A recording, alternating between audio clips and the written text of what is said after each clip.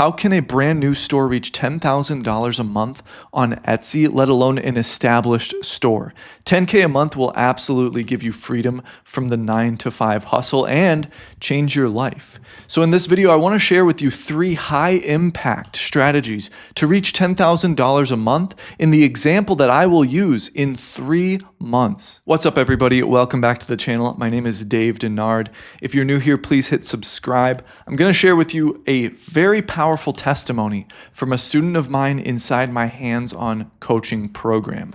So she did $0 to $10,000 a month in the matter of 3 months. She had everything picked out. She had her artwork style, her workflow created, but she was unable to get sales moving. So she came to me, and that's when we were able to do $10,000 a month within 3 months. So I'm going to read you some testimonial posts from her and some emails from her just to preface this, and I'm going to put it up on the screen now. So this was her first post when she reached 5K a month in 2 months. So late May, I reached out to Dave. I saw his requirement for coaching and was making at least 1K a month. That was my second month on Etsy, and I haven't made 1K yet. I was having doubts about the whole thing because I'm in a very competitive niche. In June, I started working with Dave, listened to his training videos on repeat. My family was tired of seeing Dave's face on my computer all day. Sorry, Dave, LOL.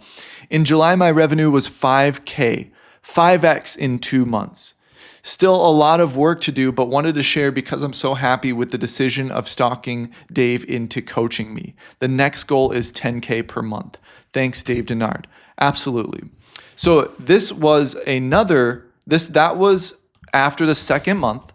Now, this was after 3 months. 10K revenue last 30 days. So she hit that 10K a month milestone. Very proud of myself. I was a little nervous because I lowered my Etsy budget to $25 a day last month. Thought it would drastically decrease my traffic, but I think having 2 bestsellers on the store has increased the traffic this month. So thank you again for everything I've learned from you, Dave. So she hit 10K a month in 3 months, from 0 to 10K a month in 3 months. And my very first store, that's what I did as well. In 3 months of the right application and right working, my very first store hit 10K a month in 3 months as well. So you can absolutely do this too. If you would like to have a chat with me for absolutely free, there is a link in the description to have a call with me, 10-minute call, absolutely free. I'll tell you about the mentorship program, and we'll talk about working together. It's very, very hands-on. It's a beautiful thing. I've helped a lot of people reach a lot of milestones, and that's what I want to do in your life as well. So let's get into it. The first thing was that it was a saturated niche, but it was a little bit obscure as well. I'm not going to show her products, but it was more in the darker artwork niche. And this was AI art, believe it or not, on printed canvas. So this is a very low barrier of entry. While other situations where it's easier to make money with a high barrier of entry, with like a high skill set, you have to have a set of tools, you have to make this, that, or the other. This was a low barrier of entry. But the main point here, the main strategy here is it's kind of obscure, and it was not the dog niche, okay? It was saturated, but it was a bit obscure. It wasn't something that, she said it was saturated in that, in that testimonial, but I would say it was not actually competitive. The niche of printed wall art, that was the competitive aspect of it, but the artwork itself was in a niche that was not competitive. I rarely see students with this niche. So I'll take that back. It was competitive in the sense that it was wall art, yes, but the artwork itself was not. So I will say number one was it's an obscure niche. How do you reach 10K a month in 3 months? You sell to a niche that is obscure. Now, if you have an established store, if you're already making something right now, that translates to what? That translates to, let's say you're a woodworker. That translates to make a new product in an obscure niche. If you can make anything out of wood, make something new that nobody else is making or very little people are making. And I'll tell you, I've been using this example a lot lately with my students and talking to my students, but handmade furniture, that's a niche that I love to talk about. Number one, because I got my start woodworking. but also because it's still to this day, it still beats print on demand in terms of competitiveness, all that. What does that mean for you? If you have an established store, try to make something within your niche that is in high demand. You can pivot within your own niche. If I give you an example that is speaking to people making new stores or in print on demand or something like that, just try to grab the essence of it, and I'll also reiterate the essence of the point so that you can apply it to your store. So obscure niche, it was an obscure niche. It was like dark artwork, and I won't go into any more detail, but it was like weird dark artwork. And that is why it did so well so quickly, because we applied everything else we're going to talk about in this video to it as well. So good niche, okay, obviously good niche is a huge point talked about here on Etsy, but when it comes down to it, whether you have an established store or not, you want to be able to apply that low competition, high demand aspect to your store. If you're a woodworker, you can make new things. If you have a skill set and you're crafting your items within your own niche or within your own skill set, there can be new things that you can make.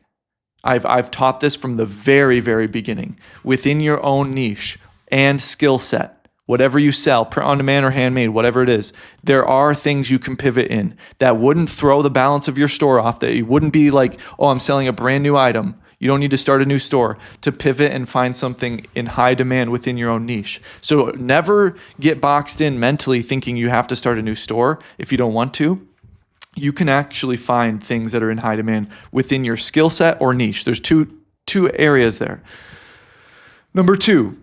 This is number two. It was quality artwork. I see a lot of AI art out there that is not good. So it was a quality product to begin with.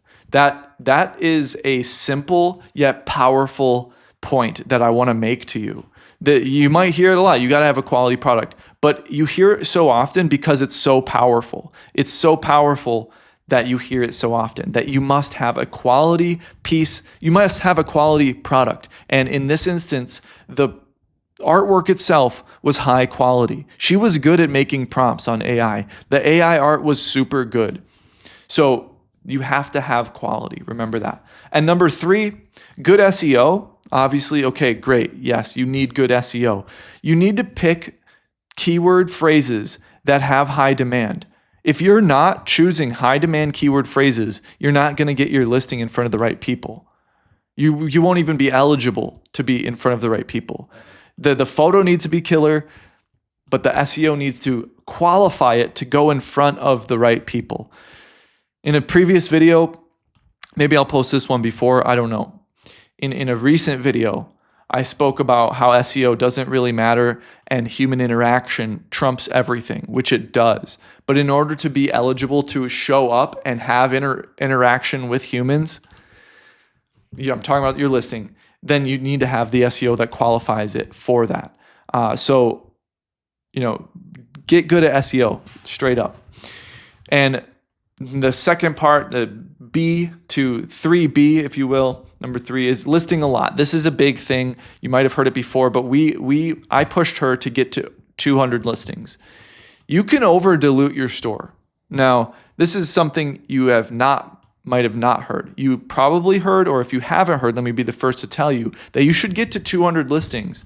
Not with all the same duplicates and all that thing, but you should get to 200 listings because Etsy is a massive, massive ocean. And 200 listings in the grand scheme of things is just a drop in the ocean. If you're sitting there at 70 listings wondering what the heck is going on with your store, then stop thinking you're going to magically start selling and reach all these goals that you've heard all these people talk about online. You have to continuously create. And with that continuous creation, you have to remove what isn't working. I go in depth with that in my mentorship program and in the courses you get with the mentorship program. Again, the link in the description is how you can book a free call with me or even just buy some of my courses one-off. But I highly recommend having a free call with me. So listing a lot, getting to 200 listings is very important. However, What you don't hear often is you can dilute your store. You have likely heard you need to get to a lot of listings because, like, for example, on eRank, when you go and look at the top listings or the top stores, on Etsy, all of them have above 1,000 listings, 10,000 listings sometimes. Imagine having 10,000 listings. There's going to be a lot of listings and they're not selling. Any store at any given time is like anywhere from 10 to 30 or 40%. The percentage here varies so widely, but the minority of your listings usually do the majority of the work in your store. So knowing that, you have to play the numbers game. You do have to have a lot of listings. Period. You have to have a lot of listings. 200 is in my opinion, the unofficial magic number. Now you can start doing amazing at 70, at 100, at 150, at 200. However, you should strive to get to 200. It gives the algorithm enough room and enough data to see what's working. One thing, two things will start selling. That will get you more momentum, so on and so forth. However, the flip side to this is if you don't have quality artwork, if you don't have quality products, if you don't have good niche selection, if you're just trying to sell to Stanley Coffee dog moms and like everybody else, and you're not that good at SEO or you're not that good at artwork or whatever, then listing a lot will dilute your store and you will not see the success. So it all intertwines. All the things that you learn intertwines. But lately on Etsy, like I'm talking the last 2-3 years, the main driving force for success is human interaction. How do you entice that human interaction? It's through quality photos, quality products, and a in-demand niche. Otherwise, you have to play the numbers game and force your way onto Etsy, yes. But you will see stores blow up with bad SEO, but amazing products that people want.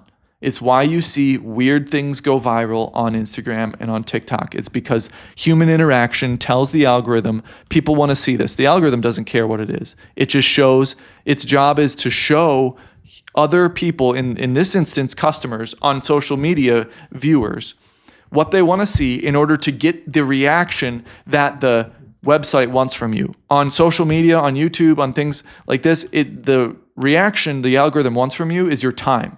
It wants to suck your time away, right? But on Etsy, the whole goal of the algorithm is to get you to buy something. And in order to do that, it has to know what humans respond to. So that's why the algorithm thinks that way. It's not just some random happenstance of plug these numbers in right, have the right SEO, et cetera, and then boom, I'm going to be rich. No, you have to know how to show a customer something they want that is quality, and that will result in the sale 9 times, 9.5, 9.9 times out of 10 over just having killer SEO. You can have great SEO, great photos, even quality photos, but the product itself is either saturated, boring, or low quality. A lot of people don't talk about, you might have low quality products and you think that Etsy hates you, but it's actually people hating you.